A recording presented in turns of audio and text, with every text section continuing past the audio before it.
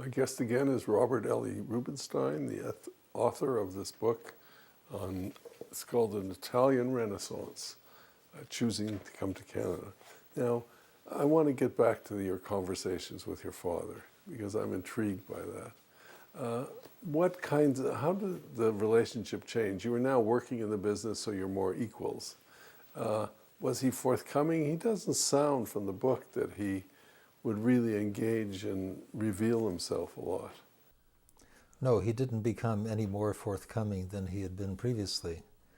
To the end of his days, he could not talk about his past. And that didn't change in the years when I was privileged to spend a great deal of time with him.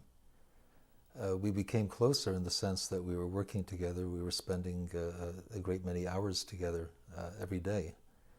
And the relationship deepened that way, but that's not to suggest that I got to know my father any better, really, in any deep sense. So there were more conversations about practical things of business and that kind of thing. Yes, we would talk about business. We would talk about family, the children, and the community, and all kinds of things, but never his past. But he was a very philanthropic man as well as Yes. being an entrepreneur. What kind of philanthropy, what kind of charities attracted him? Particularly charities that had to do with the perpetuation of Jewish identity and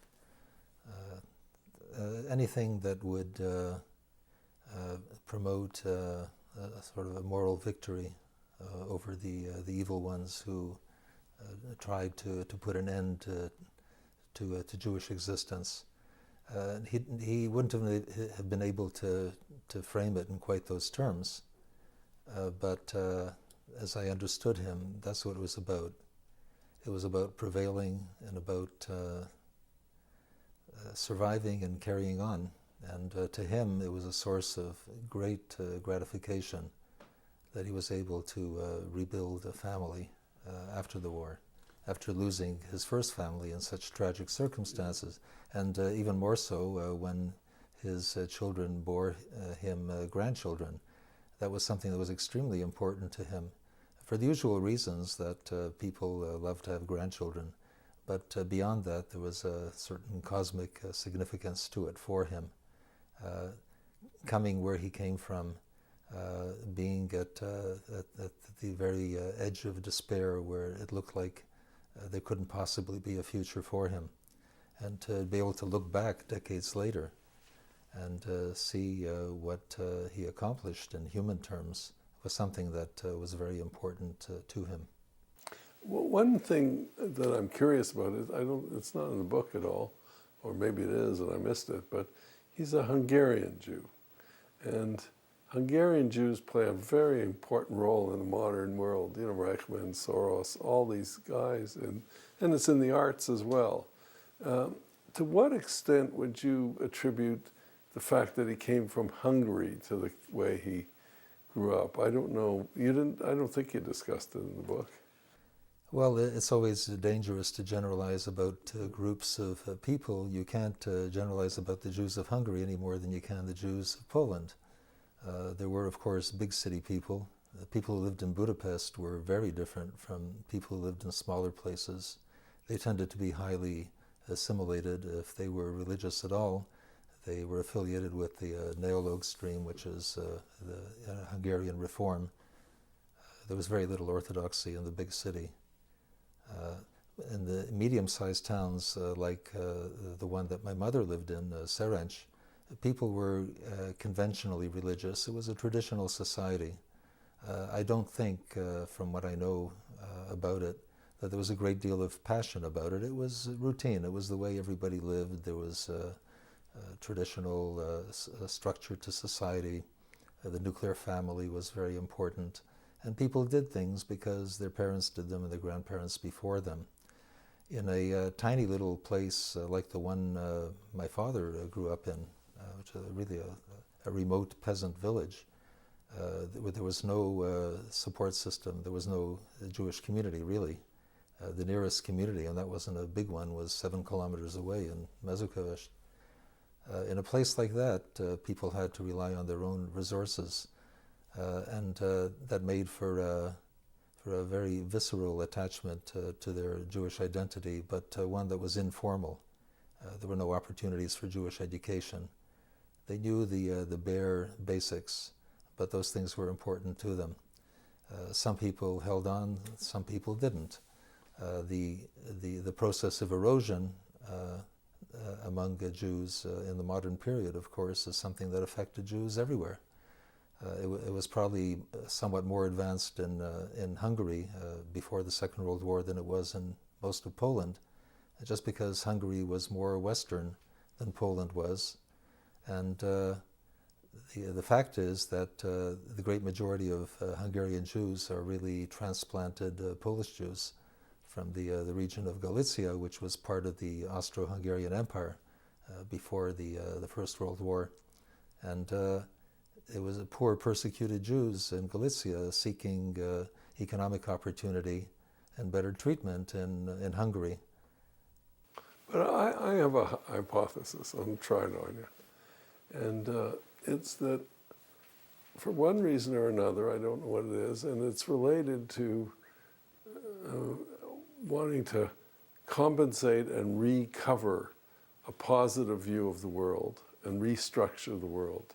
So you have these dynamic characters that come out of Hungary, and it's, as I said, it's in the arts, it's in all movies, it's everywhere.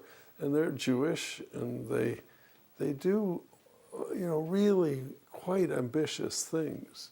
And your father, on this level, within this kind of business, etc., did it. And he did it when the fact that guy's barely making a living and is soon, planning to go into business and then planning to become a builder, that kind of thing.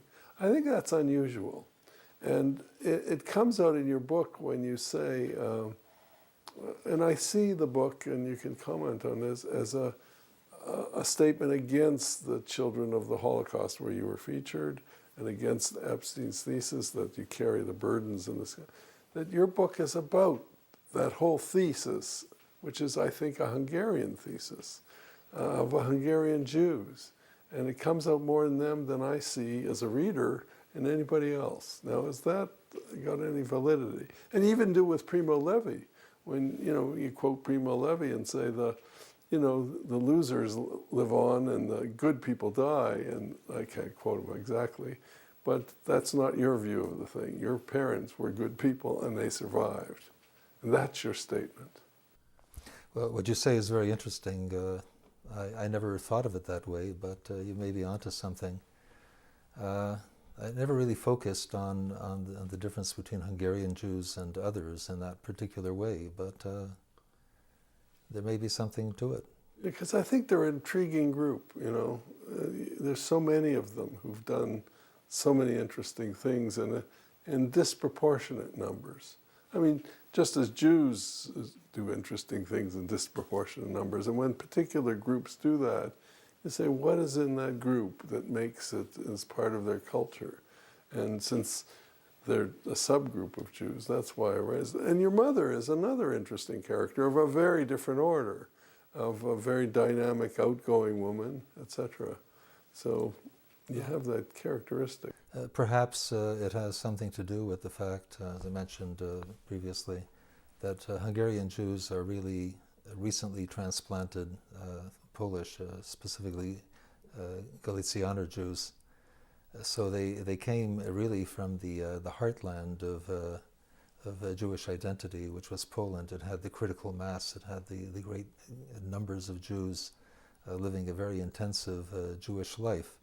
But it was very primitive. It was economically backward, and the Jews were barely tolerated. They were subjected to all kinds of indignities and persecution. So they saw Hungary as sort of a promised land, which it was in many respects. And when they migrated into Hungary, they brought this Jewish intensity, this Jewish passion, which they brought with them from Poland.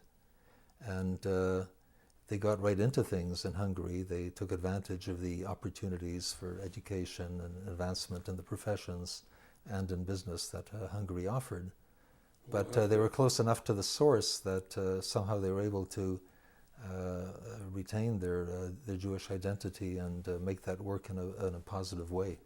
We'll have to end with that puzzle. Whatever happened to it, I want to thank you for coming on the show, and thank you for a really very interesting book. My pleasure. Thank you.